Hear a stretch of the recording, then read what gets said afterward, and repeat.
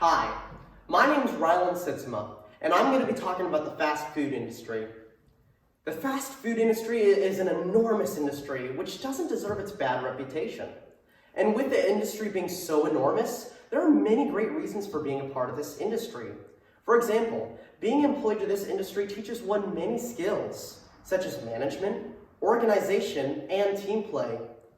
Any person can become successful in the fast food industry, and all that success begins with the service being provided to the customer, the technology an employee uses, and how an employee follows the required procedures.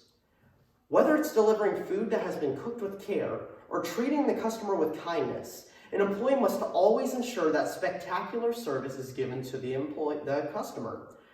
The key concept of the fast food industry is service, because without excellent service, how can one expect customers to come to any fast food establishment? So, what defines excellent service? Well, excellent service includes factors such as the speed of service, quality of food, and the treatment of customers. Service can also be applied to the employees, because if an employee doesn't like his or her job, he or she will look somewhere else to work. One major way an employee can ensure excellent service is delivered to a customer is through the abundant use of Windows computers. Now, computers are everywhere, but they have no use without an operating system. Using Windows, computers can be placed throughout restaurants, allowing employees to send out information such as what orders to prepare, when an order is finished, cash and credit payments, online training videos for newcomers, emails, etc. Using computers with Windows to operate several restaurant functions has greatly simplified the way business works and in the fast food industry. To give you an example, one day at Sonic, my general manager showed us what the old systems looked like, and I would have nightmares thinking about how these headsets were wired and you can get tangled in them, and the fact that the switchboards were manual and they would have to be changed out if the menu was ever changed. Now, with Windows computers, all you have to do is update the system and everything's changed for you. Now, after discussing the values of service and the technologies that we can use in the fast food industry, you may wonder, how do you carry out a procedure in the fast food industry? Well, everything revolves around the customer ordering his or her food. Let's take what normally happens at Sonic, for example, because I have experience there. Everything begins with the customer approaching the designated area in which he or she will take their order. Let's say a customer enters drive-thru. A trigger is sent which alerts employees that a customer has arrived. Because the customer is on drive-thru, he or she will be answered via our wireless headsets. The employee will introduce himself and ask how they can serve his customer. For example, if I were serving the customer, I would say, "Thank you for choosing Sonic. My name is Rylan. How can I help you?" And if we have some sort of special going on, I can say, "Thank you for choosing Sonic. We just came out with some chili cheese bites. Would you like to try some of those?" And once the employee introduces himself, the customer will then start to state his or her order. And while he or she talks, the employee will then enter the information onto a computer program, which then sends that information throughout the store.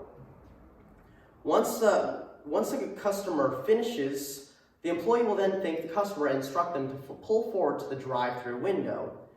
And now that the employee is at the drive-thru window, he or she will pay via cash or card, receive his or her receipt, and if they paid over the amount that they were supposed to, they will receive their change.